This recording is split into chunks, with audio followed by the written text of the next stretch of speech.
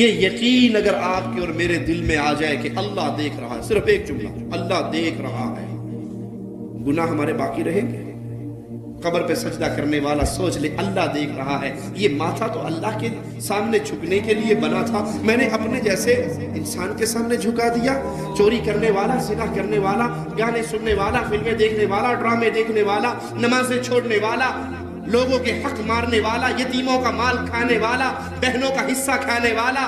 کسی کا قرضہ دبانے والا، اس کو بڑی بہادری سمجھنے والا، اگر یہ سوچ لے اللہ دیکھ رہا ہے، کیا خیال ہے اس گناہ پہ باقی رہے گا؟ پیارے نبی نے فرمایا بڑی سرسبز میٹھی دنیا ہے، اس کے اندر ایسے نہ گم ہو جانا کہ تمہارے دل سے یہ تصور ہی نکل جائے اللہ دیکھ رہا ہے۔ فاتقوا الدنیا واتقوا النساء، دنیا سے بچ کے رہنا، اس کی محبت، ناجائز محبت کو اپنے اوپر غالب نہ ہونے دینا، اور اسی طرح عورتوں سے بچ کے رہنا۔ فإن أول فتنة بني إسرائيل كانت في النساء، عورتوں کے فتنوں سے بچنا، کیونکہ بنی اسرائیل میں جو پہلا فتنہ پھیلا تھا وہ عورت کی وجہ سے ہی پھیلا تھا، اور عورتوں کے فتنوں میں مسلمان گرفتار نہیں ہو گئے۔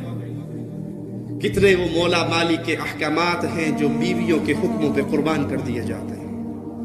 ہم جانتے ہیں یہ کام حرام ہے، ہم جانتے ہیں یہ کام شریعت میں منع ہے، لیکن بیگم کا آرڈر، وہ نبی صلی اللہ علیہ وسلم کی محبت کو اپنے دل سے کھرچ دیتا ہے، اور منگیتر کی محبت کو دل میں ایسے بسا لیتا ہے کہ اسے مجوسیوں جیسا منہ بنانا قبول ہو جاتا ہے، محمدی رنگ اپنانا قبول۔ یہ عورت کا فتنہ نہیں تو اور کیا ہے؟ اس سے بچ کے رہیے۔ امام مسلم سیدنا عبداللہ بن عمر سے روایت کرتے ہیں کہ رسول اللہ صلی اللہ علیہ وسلم نے فرمایا الدنیا متاع، دنیا ساز و سامان متاع ہے، وخیر متاع الدنیا المرأة الصالحہ، اور اس ساز و سامان میں سب سے قیمتی سامان، پیارے نبی کی حدیث سنا رہا ہوں آپ کو، دنیا سارا ساز و سامان ہے، متاع ہے، اس متاع میں قیمتی ترین سامان کون سا ہے؟ نیک بیوی۔ ایک حدیث میں آتا ہے جس کو نیک بیوی مل جائے اس کا آدھا ایمان پورا ہو گیا، آدھے کے بارے میں اللہ سے ڈرے۔ جی کون سی بیوی؟ نہیں، جٹ دی جٹ بیوی، سید کی سید بیوی، پاکستانی کی پاکستانی بیوی، انڈین کی انڈین بیوی، قریشی کی قریشی بیوی، ارائی کی ارائی بیوی، سرائکی کی سرائکی بیوی، کوئی تقسیم نہیں بتائی میرے پیارے رسول صلی اللہ علیہ وسلم۔ نیک بیوی، نیک بیوی، شادی کرتے وقت اللہ سے ڈریے، ماں باپ کے حکموں کے سامنے ایسے سر نہ جھکائیے کہ اللہ کے حکموں کو پاش پاش کر دیں۔ کسی مشرکہ لڑکی سے نکاح مومن کے لیے جائز، کسی مشرک مرد کا نکاح مومنہ لڑکی سے جائز،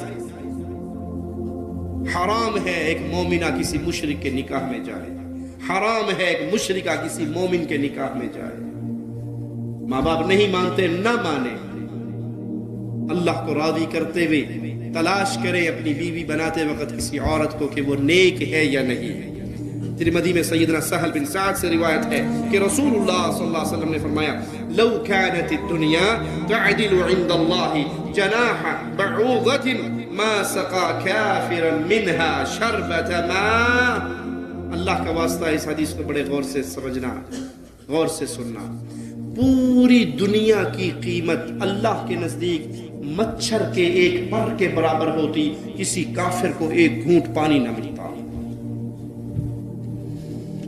دنیا کا مال و متاع کما کر یہ سمجھنے والوں کہ ہمارے اوپر اللہ کا بڑا احسان ہے، اللہ بڑا راضی ہے، کبھی تنگی نہیں دی، کبھی کسی کے سامنے یوں نہیں کرنا پڑا۔ اگر آپ اللہ نے آپ کو مال سے نوازا اور آپ اللہ کی محبت میں اور ڈوب گئے تو مبارک ہو ایسا مال آپ کو، اور اگر آپ مال و متاع کے کمانے میں ایسے غرق ہوئے، نہ رب یاد رہا، نہ رسول کریم کی محبتیں یاد رہی، نہ قرآن حکیم کی تلاوت کی مٹھاس آپ کو یاد رہی، دنیا ہی آپ کا ہم و غم بنا، آپ کے مال سے کبھی اللہ کی شریعت پہ کوئی ایک ریال خرچ نہیں ہوا، قرآن حکیم کے نشر پہ ایک ریال خرچ نہیں ہوا، لا الہ الا اللہ کے پیغام کو پھیلانے میں آپ کے مال سے ایک ریال خرچ نہیں ہوا، تو منحوس مال ہے یہ، جس مال کے ذریعے آپ نے آخرت نہیں کمائی۔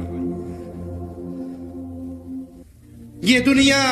دنیا کی زندگی بڑی پیاری مثال دے کے پیارے حبیب صلی اللہ علیہ وسلم نے سمجھا دیا، مچھر کا پر کوئی خریدے گا؟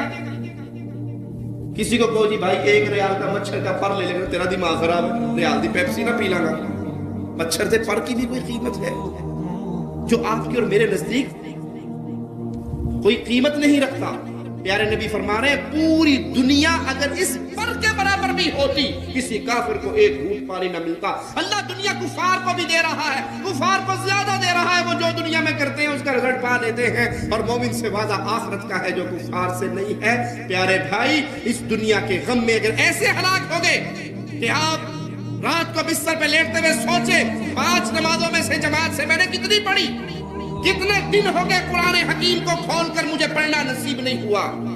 کتنے دن ہو گئے اپنی ماں کا چہرہ دیکھنا نصیب نہیں ہوا، کتنے دن ہو گئے باپ کو فون کر کے اس کی حالت پوچھنا نصیب نہیں ہوئی، کتنا عرصہ ہو گیا آخری بار میں نے ماں کو پیسے کب بھیجے تھے، اپنی ماں پہ خرچ کب کیا تھا، اپنے بچوں پہ خرچ کب کیا تھا، اپنی بیوی پہ خرچ کب کیا تھا، کسی یتیم پہ خرچ کب کیا تھا، کسی بیوہ پہ خرچ کب کیا تھا، کبھی اللہ کے نام پہ میں نے آخری بار کسی سزا لگانے والے کے کشکول میں کب ڈالا تھا۔ اگر یہ فکر ہمارے دلوں میں نہیں رہی تو پھر یاد کر لیجئے یہ دنیا وہ فتنہ ہے، دنیا کی محبت جو دل میں داخل ہوتا ہے تو جسم کا بادشاہ ہلاک پر برباد ہو جاتا ہے۔ صحیح مسلم میں سیدنا ابو ہریرہ رضی اللہ عنہ وارضاہ سے روایت ہے، پیارے نبی نے فرمایا الدنیا سجن المؤمن وجنت الکافر، دنیا کی یہ زندگی مومن کے لیے جیل ہے، جیل کی زندگی، قید کی زندگی ہوتی ہے۔ اللہ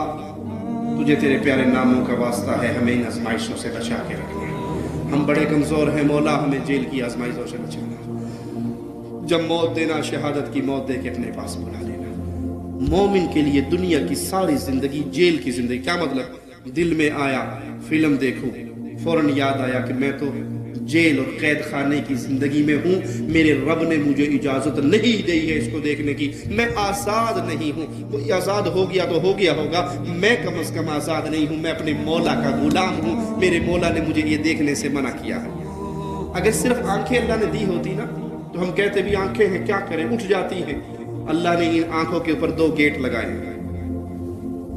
یہ گیٹ بند ہو جائے تو کچھ نظر آتا ہے؟ آپ کی اچانک نظر نامحرم لڑکی کی طرف اٹھی، آپ کو فوراً یاد آئی یہ آنکھیں میرے اللہ نے دی، صرف آنکھیں دے کے مجھے آزاد دنیا میں آوارہ نہیں چھوڑا، مجھے 2 گیٹوں سے بھی نوازا ہے، اور گیٹ اس لیے دیے ہیں جب حرام کو دیکھوں تو بند کر دوں، اپنی آنکھوں کو بند کر دوں۔ اللہ کی قسم جو اپنے رب کے لیے حرام سے اس طرح آنکھیں بند کرے گا، اللہ کی عبادت کرتے ہوئے اسے وہ لذت نصیب ہوگی جو دنیا میں کسی اور کو نصیب۔ آج ہماری نمازوں کے اندر لذتیں نہیں ہے نا، عبادت کے اندر بے روح سجدے رہ گئے اللہ الرحمن ربی۔ اس کی وجہ یہ ہے کہ ہماری آنکھ ہر طرف اٹھتی ہے، ہر طرف دیکھتی ہے، ہر کسی کو دیکھنے کے لیے، لذت لینے کے لیے طریقے اور بہانے ڈھونڈتی ہے۔ مومن وہ ہوتا ہے کہ اگر اس کی غلط جگہ پہ آنکھ اٹھ بھی گئی تو وہ اپنے گیٹ بند کر کے اللہ کا شکر ادا کرتا ہے، مولا تیری رحمتوں پہ قربان ہو جاؤں، تو نے آنکھیں دی تو حرام سے بچنے کے لیے اس کے اوپر 2 دروازے بھی لگا دیے۔ اور جنت ہے یہ کافر کے لیے، کیا معنی؟ جنت میں کوئی پابندی نہیں ہوگی، جنت میں کوئی پابندی نہیں ہوگی، جہاں سے مرضی کھاؤ، جہاں سے مرضی پیو، جو مرضی کرو، نہ نماز، نہ روزہ، نہ حج، نہ زکوٰۃ، نہ پابندی، نہ یہ حلال یہ حرام، آزادی ہو گئی۔ دنیا کافر کے لیے واقعی جنت ہے، وہ سور کھائے، وہ کتا کھائے، وہ بلا کھائے، وہ سود کھائے، وہ حرام کھائے، وہ جو مرضی کھائے، اس کے لیے کوئی حلال و حرام کی تمیز ہی نہیں۔ مومن کے لیے ہے یہ چیز حلال ہے یا حرام، اس کا پیسہ حلال ہے یا حرام۔ کسی کے گھر جا رہے ہو، آپ کو پتا ہے اس کا سارا دھندا سود کا بیاج کا ہے، تو اس کے گھر جا کے اسے اتنا پیغام دے کے آؤ اللہ سے جنگ کرنے والے کام نہ کر۔ وہ آپ کے سامنے کھانا لائے تو پیار اور محبت سے دعوت دو، بھائی تیرا پیسہ سود کا ہے، حرام کا ہے، تیرا کاروبار داڑھی شیو کرنے کا کاروبار تو کرتا ہے، یہ حرام کاروبار ہے، میں حرام کے پیسے کا کھانا اپنے پیٹ میں نہیں ڈال سکتا، کیونکہ جو جسم حرام پہ پلتا ہے وہ جہنم کی آگ میں جانے کا زیادہ حقدار ہے۔ صحیح مسلم میں ہے، پیارے نبی صلی اللہ علیہ وسلم نے فرمایا واللہ ما الدنیا فی الآخرہ الا مثل ما یجعل احدکم اصبعہ هذه واشار یحیی بالسبابة فی الیم فلینظر بما ترجع۔ اللہ کی قسم دنیا تو آخرت کے مقابلے میں ایسے ہے جیسے آپ شہادت کی انگلی کو سمندر میں ڈالو اور پھر اس کو باہر نکال لو تو دیکھو سمندر میں سے کیا چیز اس انگلی نے کم کی ہے، وہ دنیا ہے، اور باقی پورا سمندر آخرت ہے۔ اللہ سے دعا ہے اللہ ہمارے گناہوں کو معاف فرمائے، اللہ ہماری خطاؤں کو معاف فرمائے، اللہ ہمارے دل میں اپنی محبت کو، رسول اللہ صلی اللہ علیہ وسلم کی محبت کو، قرآن حکیم کی محبت کو، اولیاء اللہ کی محبت کو ایسے پختہ کر دے کہ دنیا کی محبتوں پہ غالب نہ آ سکے۔